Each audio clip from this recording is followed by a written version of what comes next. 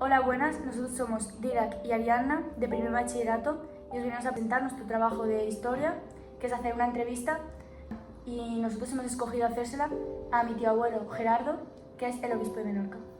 Bueno, lo hemos escogido ya que básicamente el objetivo de esta actividad es comparar nuestra vida actual con la de antes, y aparte de poder aportarnos esa información, él también nos puede aportar una visión más religiosa al ser obispo. Y bueno, ya ahora procederemos con las preguntas de la actividad. Bueno, yo soy menorquín, tengo 67 años, por lo tanto ya es una edad bastante, ¿verdad?, avanzada para poder tener una visión, pues, de los años que queráis vosotros, pues, preguntarme, ¿eh? Yo estudié primero magisterio, no, antes estudié el bachillerato en Mahón. Estudié magisterio en Palma, cuando tenía 17 años. Yo empecé a estudiar magisterio el año 1975, el 1 de octubre.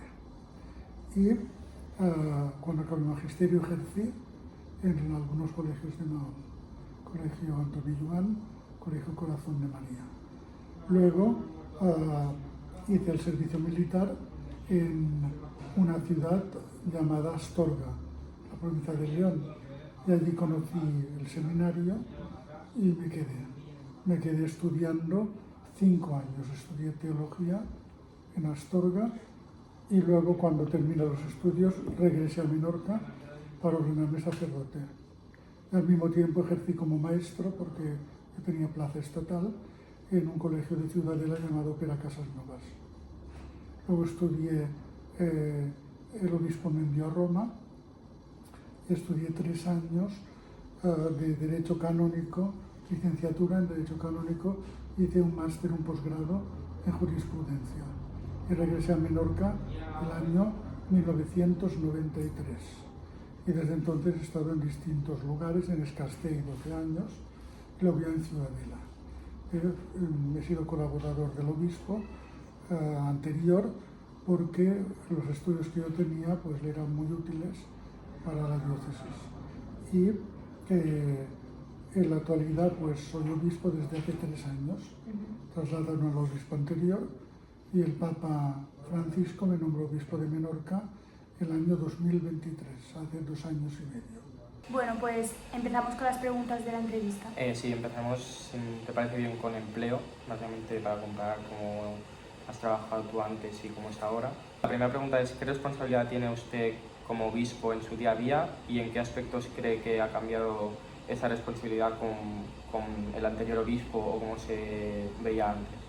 Bueno, ahora prácticamente con la anterior pues hay una línea de continuidad. Sin embargo, si nos remontamos a 60 años atrás, la figura del obispo tenía un carácter, pues, digamos, se veía más sagrado, más hierático. Hoy en día los obispos somos pastores de la Iglesia, los obispos somos los sucesores de los apóstoles, y procuramos tener una relación muy directa con las personas, muy cercana a las personas, y prácticamente pues tenemos un conocimiento de la realidad pues tal y como es. Vale. Luego también, ¿usted cómo cree que ha cambiado este papel de la Iglesia en la sociedad? Si ha cambiado en algún aspecto, o si ha pasado a ser menos importante o algún tipo así. Bueno, hoy en día, como os decía, tal vez el cambio más grande se produce en el año 1962-1965. Tiene lugar un concilio ecuménico universal llamado Concilio Vaticano II, y este concilio pretendió, como objetivo, que la Iglesia se acercase al mundo actual. Y desde entonces pues la Iglesia sigue este camino de acercamiento. Yo recuerdo cuando yo era niño, por ejemplo, las misas se celebraban en la lengua latina, que es una lengua muerta, una lengua que solo entendían los sacerdotes. Y también había, pues las personas iban a la iglesia. Hoy en día, pues somos los sacerdotes que salimos y vamos a buscar a los fieles. Es decir, que ha habido un cambio muy grande en la orientación, es decir, se llama la palabra pastoral. Pastoral significa, viene de pastor, es decir, que a nosotros pues lo que nos interesa es servir a las personas, ayudar a las personas allí donde están, ¿eh? Y eso es muy importante. Aquí ha habido un cambio porque la sociedad no es un cambio de la Iglesia, la sociedad ha cambiado mucho también, ¿eh? Hoy en día venimos de una sociedad que era en Menorca, por ejemplo, mayoritariamente agrícola y del sector primario, ¿eh? Luego se convirtió, hubo un cambio, no solo un cambio religioso con el concilio, hubo también un cambio político, se pasó a la democracia, hubo un cambio económico, hubo un desarrollo económico importante, ¿eh? Es decir, la sociedad, desde que yo recuerde, ha habido un cambio muy grande. Es que ha cambiado todo, no solo ha cambiado, la Iglesia ha cambiado, se ha tenido que adaptar, pero ha cambiado toda la sociedad, la economía, la política, todo ha cambiado, ¿eh? Entonces vivimos un cambio de época, ¿eh? La doctrina no ha cambiado, pero sí ha cambiado el acercamiento a las personas. Y hablando también de esto, tú has dicho antes que hiciste un seminario, ¿no? Y ¿sabes si el seminario ha cambiado respecto a antes o si se ha añadido alguna otra forma de enseñar o de hacer estos nuevos sacerdotes? Bueno, ha habido los cambios propios de la disciplina. Por ejemplo, hoy en día los seminarios no son instituciones como eran antes de estrictísima disciplina. Un seminario era con poco, íbamos a toque de campana. Hoy en día, pues, como en todos los lugares, pues hay, pues, no sé, la tecnología, ha entrado también en la pedagogía, es decir, también pues hay una disciplina más abierta. Los seminaristas los domingos salen a ayudar a las parroquias, es decir, antes te aislaba y vivías 5 o 6 años de una disciplina muy fuerte fuera de la sociedad para volver luego a la sociedad. Hoy en día, ¿no? El seminario está integrado en la sociedad como otra institución, como es ser un instituto, como puede ser una universidad. Yo diría, por lo más parecido, son los estudios universitarios. Vale, pues ahora te vamos a hacer unas preguntas sobre la vida cotidiana, ¿vale? A ver. ¿Qué papel tenía la religión en la vida cotidiana de las familias? Los valores cristianos, en cómo se vive pues la vida de familia, el amor, el perdón, la solidaridad, los valores que hace presente la Iglesia, la oración, la participación en la Eucaristía, la participación de sus miembros en grupos cristianos, etc. Es decir, las familias cristianas había antes y hay ahora familias cristianas, ¿no?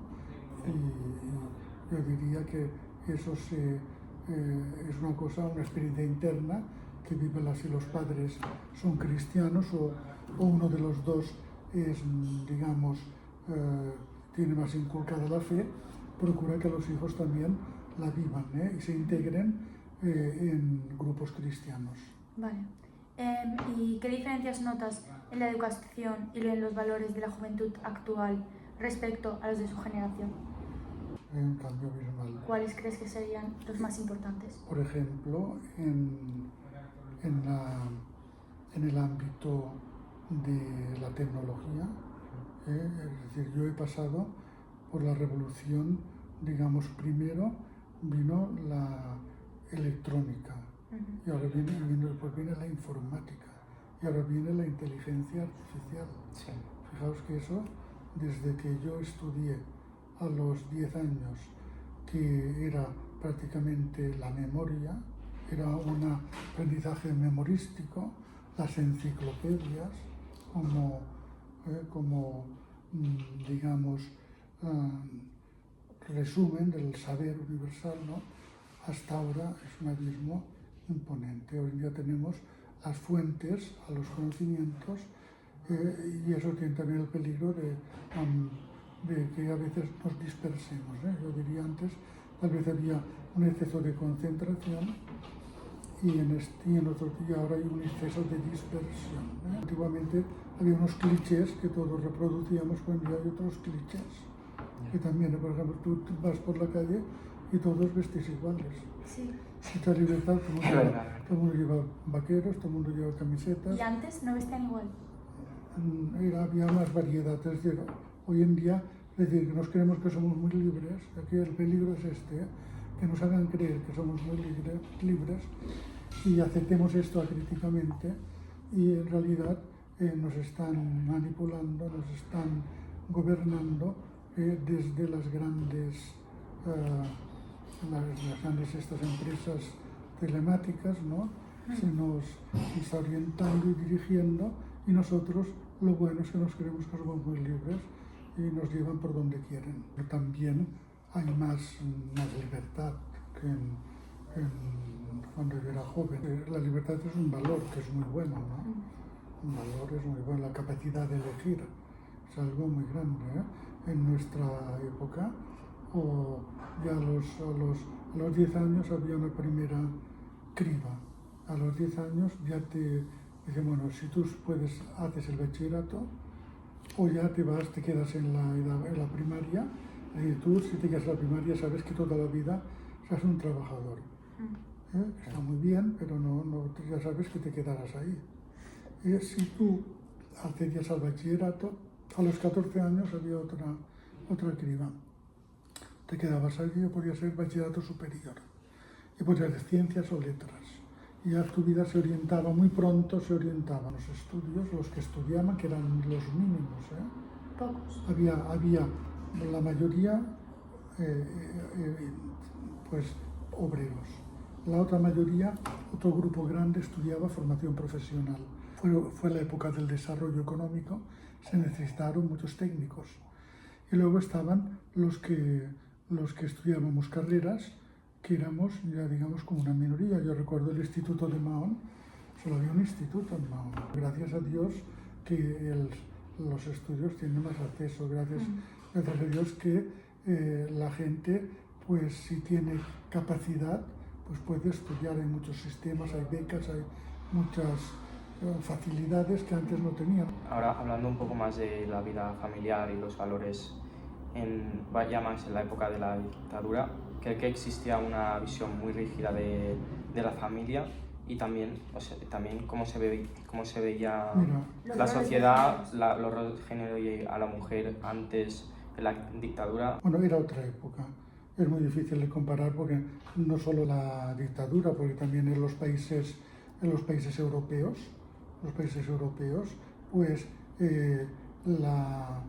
el papel de la mujer y todo eso ha sido una conquista.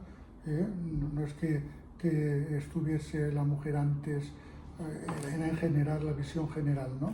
Sin embargo, nosotros vivíamos, como yo en mi época, ya somos de la posguerra adelantada, no nos tocó de cerca la guerra. Entonces, cuando en el tiempo que vosotros os hacen llamar dictadura, en el tiempo aquel, nosotros ya aquello se había institucionalizado algo.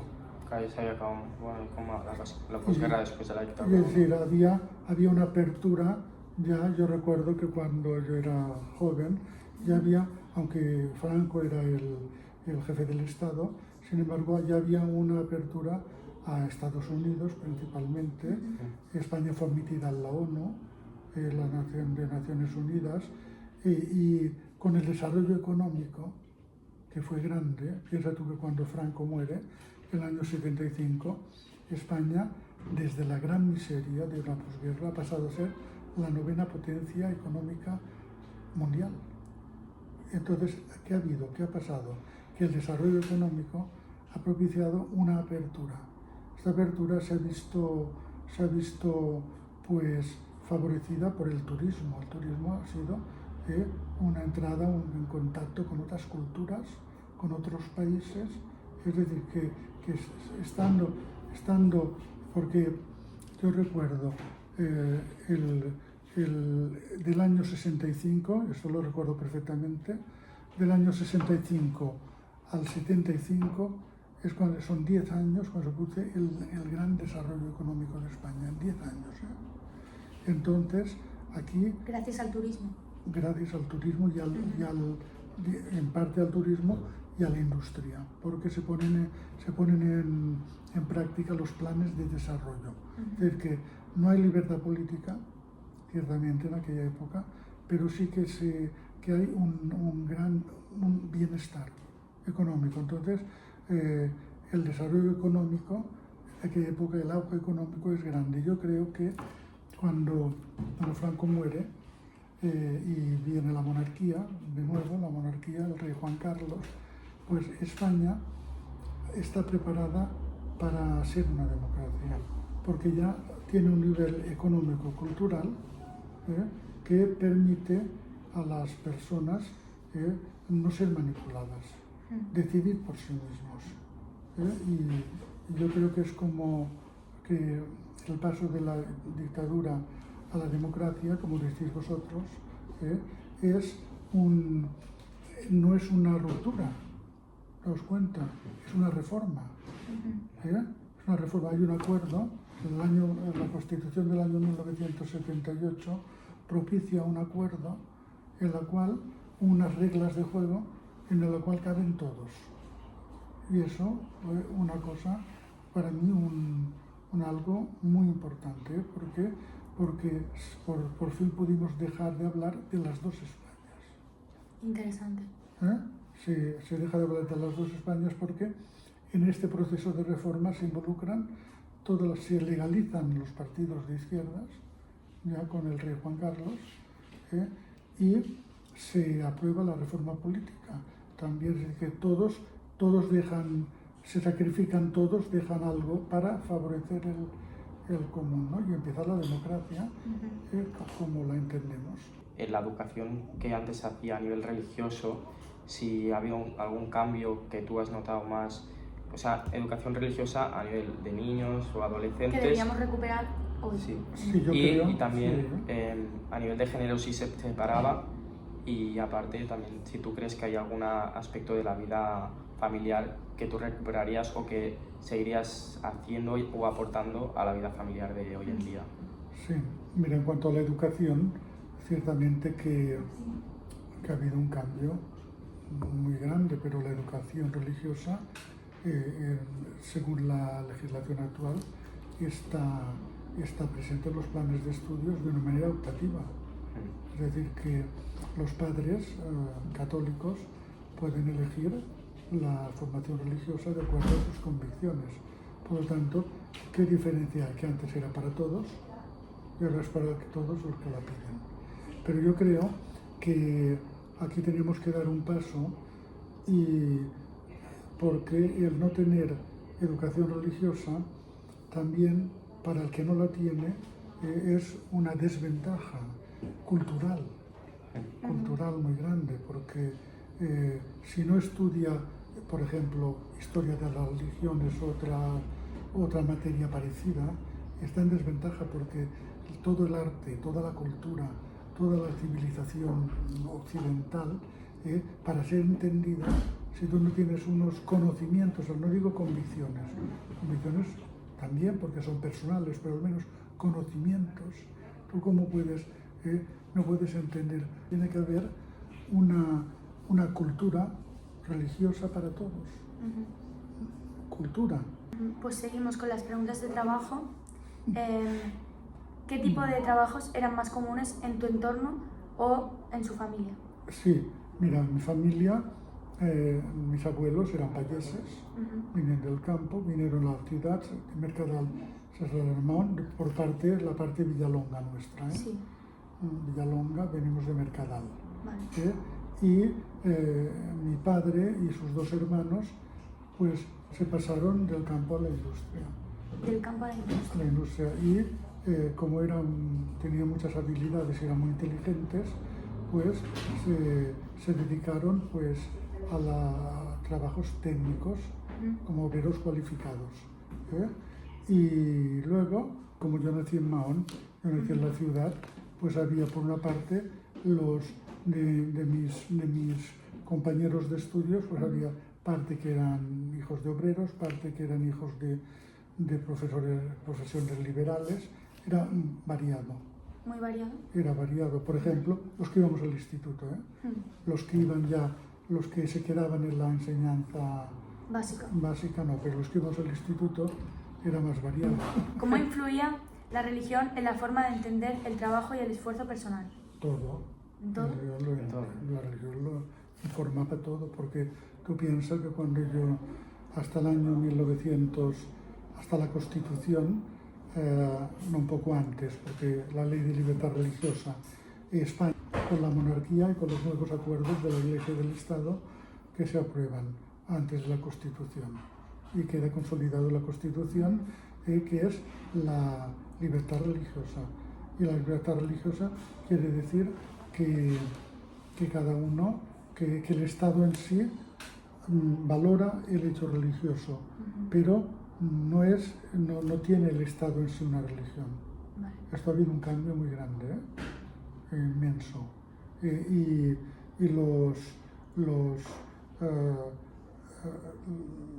esta libertad se manifiesta pues en el culto, en las manifestaciones públicas. Es decir, el Estado respeta las distintas opciones religiosas que hay en la sociedad. Por ejemplo, cuando tú haces, yo por ejemplo como obispo pido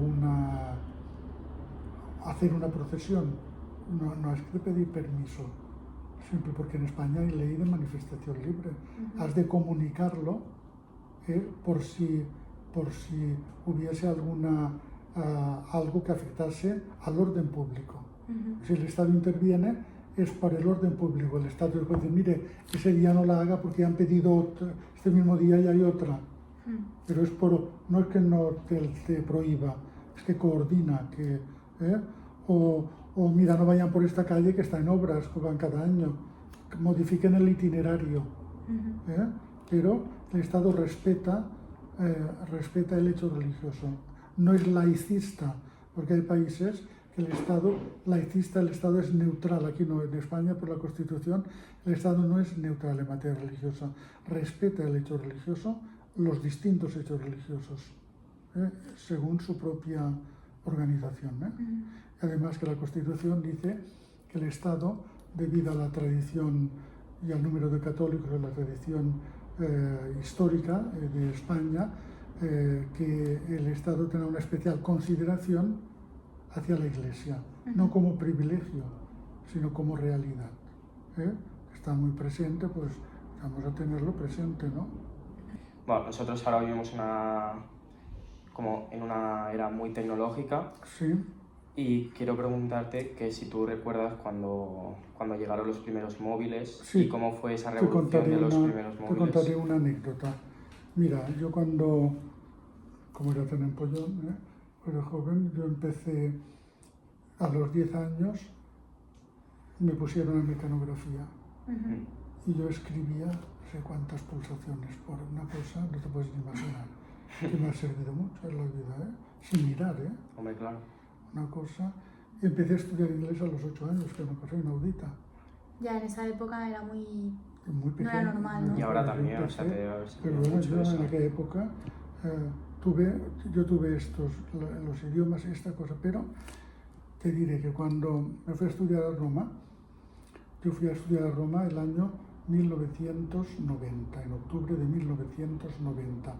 Italia técnicamente va siempre un par de años adelantados a nosotros. Y recuerdo la gran impresión que tuve. Primero, yo llegué con mi Olivetti. ¿Sabes lo que es la Olivetti? No. La Olivetti era una marca de máquinas de escribir portátil. Todos los estudiantes... que era como en un maletín o algo así. Sí, todos los estudiantes teníamos nuestra Olivetti. Y para hacer los trabajos iba muy bien, tú copiabas y escribiendo, ¿no? Los trabajos, la Olivetti. Pues cuando yo entré en el colegio español, donde yo residía, es como un colegio mayor, que éramos 120 curas en Roma, que vivíamos allí y de allí íbamos a distintas universidades. Me dice uno, ¿pero dónde vas con eso? Tíralo. Pues mira, esto era octubre, yo en diciembre ya tenía un ordenador. Además funcionábamos que en un programa que era WordPerfect 5.1, que sabíamos de memoria. Era programas de texto para escribir tesis doctorales, para escribir trabajos. Y luego vamos al móvil. El móvil, me recuerdo que en Italia lo encontramos tan ridículo. Nos parecía y nosotros hemos hecho peor después. Todo el mundo iba con el teléfono hablando por la calle. Además, eran unos teléfonos como grandes, tenían unas baterías que eran como zapatos. Pero la gente iba muy adelantada. Y allí iba muy adelantada. Y nosotros, pues yo después, cuando al cabo de 2 años eso ya se fue, pero el cambio a la informática sobre todo, y después que el teléfono sea un pequeño ordenador, es otro paso más. El teléfono hoy en día es un ordenador que llevas encima. Y no te digo nada ahora, lo último, la inteligencia artificial, es ya una maravilla. La maravilla si se emplea bien, porque te permite ahorrar. Yo las horas que me he pasado a veces en las bibliotecas recogiendo, pues haciendo fichas, recogiendo bibliografía, pues ahora que tú lo escribas, lo tengas en tu casa todo. No, hablando ahora de esto de las nuevas tecnologías y la inteligencia artificial, que también es relativamente nueva, otra cosa que nos interesa también las redes sociales, que también son relativamente nuevas, no sé, 2010 por ahí, que a nivel religioso o la Iglesia Católica, ¿cómo las utiliza? No sé, todo es bueno. Mira, la técnica es ambivalente. Ambivalente quiere decir que si se emplea para bien, es maravilloso. Si se emplea para mal, pues es algo pues, que puede hacer mucho daño. Pero las redes sociales, hay muchos influencers católicos, hay muchos, es decir, las redes sociales pueden hacer mucho bien, pero siempre hay que, yo digo, que no nos coman el coco, es decir, entonces hay que tener espíritu crítico, no hemos de tragarnos todo, hemos de saber comparar y elegir. Comparar y elegir, También junto con cosas maravillosas, antes la lectura, que no debe perderse, te estimula, te desarrolla. Sin embargo, el peligro de las redes sociales es que te absorban y te conviertas en nada, somos marionetas de los que los de arriba piensan sobre nosotros. ¿Usted encuentra diferencias, como que seguro que las hay, en la forma de comunicarse la gente como había antes a como hay ahora con los móviles y todo eso? Sí, hemos mejorado mucho, sin duda que hemos mejorado, pero a veces también hemos perdido, que no hemos de perderlo. Lo virtual es muy bueno, pero no hemos de perder de vista la relación personal. Sí. Y aquí hemos de trabajar para que lo virtual no elimine lo personal, que nos conduzca a lo personal. Entonces hay que ir siempre espíritu crítico, siempre. ¿Ha cambiado la relación entre la Iglesia y el Estado desde entonces?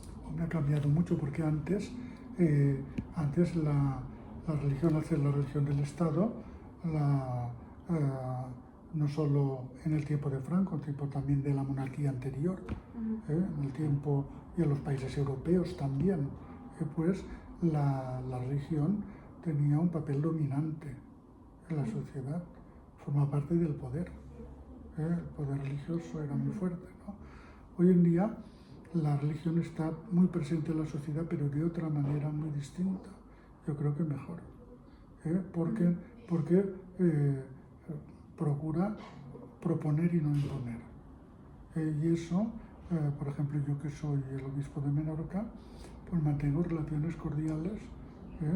Yo como obispo soy obispo de todos, no puedo pronunciarme por ningún partido político en concreto, pero mantengo relaciones pues buenas y con todos, porque sí que tenemos una cosa que nos une, que es el buscar el bien común. La Iglesia quiere el bien común.